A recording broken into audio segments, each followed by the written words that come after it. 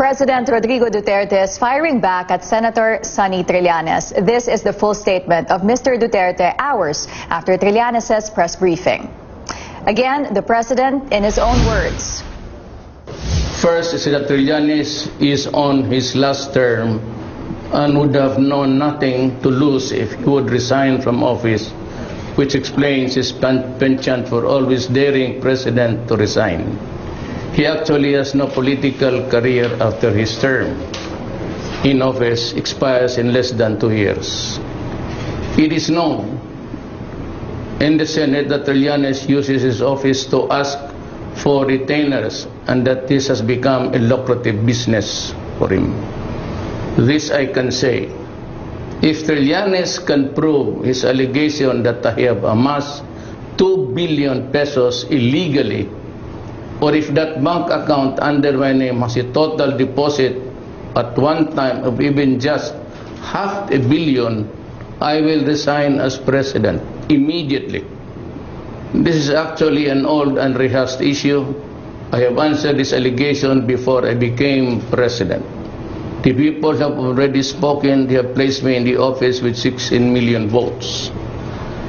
I would advise Trillanes to go to court and file the proper case against me and advise him further to stop opening his mouth when he has nothing to say anyway.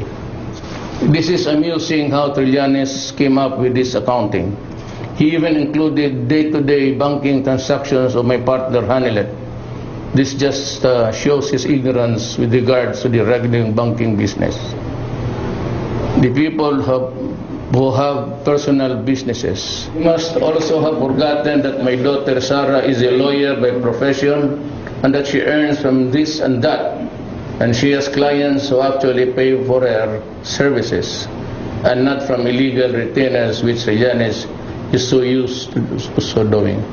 Trillanes, alam mo, yang si Hanilet started her donut business 18 years ago. She supplies meat sa 5 malls dito sa Davao. Siya yung nagsusupply ng karne ng baboy.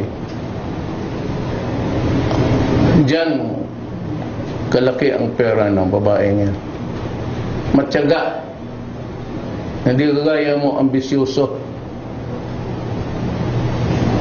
May mutiny ka pa. Wala ka naman palang tapos taas ka agad ang kamay pagdating ng pulis.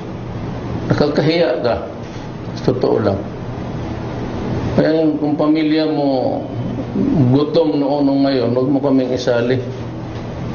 Hindi kami kasing mala sa pamilya mo.